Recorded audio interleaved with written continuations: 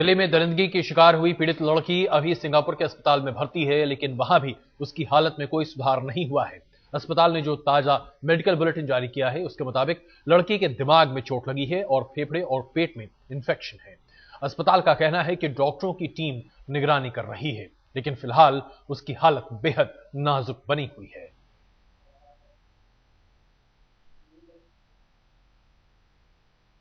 अस्पताल ने medical bulletin जारी किया है, जिसके मुताबिक यह बताया गया है कि पीड़ित लड़की के ब्रेन में यानी कि दिमाग में चोट लगी है, साथ साथ उसके पेट में इंफेक्शन है, जिसकी वजह से उसकी हालत अभी भी काफी गंभीर बनी हुई है। पेट और फेफड़े दोनों में इंफेक्शन है।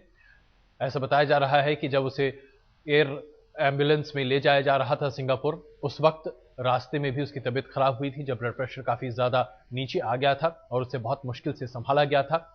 लेकिन 12 दिनों बाद भी अस्पताल में अपनी जिंदगी और मौत के बीच में झूल रही ये लड़की अभी भी जिंदगी की अपनी लड़ाई बखूबी लड़ती हुई दिखाई दे रही है, लेकिन उसकी हालत अभी भी बेहद नाजुक बनी हुई है।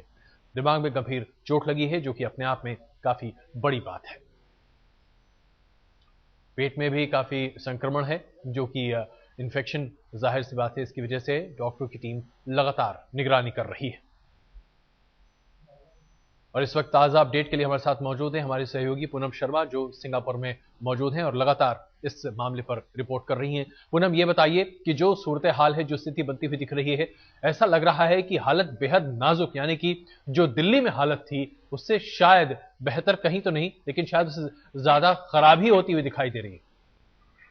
बिल्कुल अजय, डॉक्टर्स का कहना है कि पीड़ित लड़की एक्सट्रीमली क्रिटिकल है, यानी कि उसकी हालत बेहद ही नाजुक है। कल जब सुबह उसको यहाँ पर लाया गया था माउंट एलिजाबेथ अस्पताल में, उसके बाद से एक डॉक्टर्स की टीम जो है वो लगातार इन्वेस्टिगेशंस कर रही थी, उसकी जांच हो रही थी यहाँ पर। और उस जांच में ये पता चला कि उसको न सिर्फ अपनी जो दूसरी इंजरी जिसके बारे में हम जानते हैं, बल्कि उसके साथ साथ उसको ब्रेन इंजरी भी हुई है।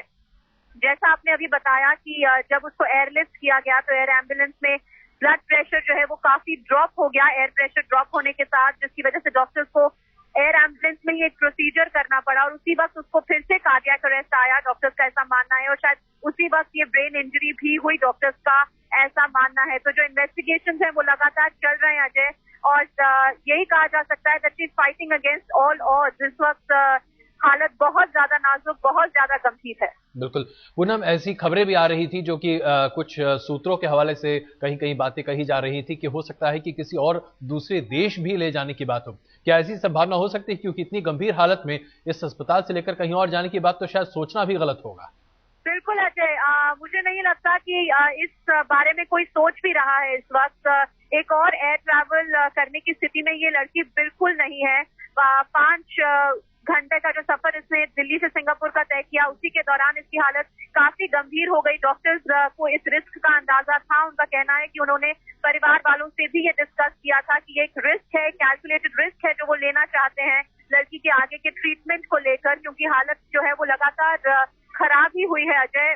बीच में थोड़ी बहुत स्टेबल हुई, लेकिन क्रिटिकल स्टेट में वो हमेशा ही चल रही है पिछले 12 दिन से, और इसीलिए अभी कहीं और मूव करने की शायद कोई बात नहीं सोच रहा है। सबसे ज्यादा प्रायोरिटी इस वक्त इसी बात को दी जा रही है कि उसे किसी तरह से स्टेबल किया जाए, उसके वाइटल पैरामीटर्स जो है वो बिल्कुल स्टेबल रहें जी, और तभी आगे के कोर्स ऑफ ट्रीटमेंट के बारे में भी डॉक्टर्स कुछ सोच पाएंगे। जी, धन्यवाद पूनम इस जानकारी के लिए। इस बीच गैंग रेप पीड़ित की हालत को लेकर केंद्र सरकार चिंतित है और वो लगातार उसकी सेहत का जायजा ले रही है। गृह मंत्री ने भरोसा दिया है कि दुनिया का बेहतरीन से बेहतरीन इलाज उस लड़की के लिए मुहैया कराया जाएगा। लड़की की स्थिति अभी भी क्रिटिकल है। मुझे थोड़ा सा डर लग रहा था कि जब वो हवाई जहाज में लेके जा रहे थे, जितनी अच्छी ट्रीटमेंट देना होगा उतना देने का हमने प्रयास किया था। आपको भी मैंने बताया, चाहे सिंगापुर हो, चाहे लंदन हो, चाहे अमेरिका हो, जहां भी हो उसके इलाज के लिए हम भेजने के लिए तैयार थे।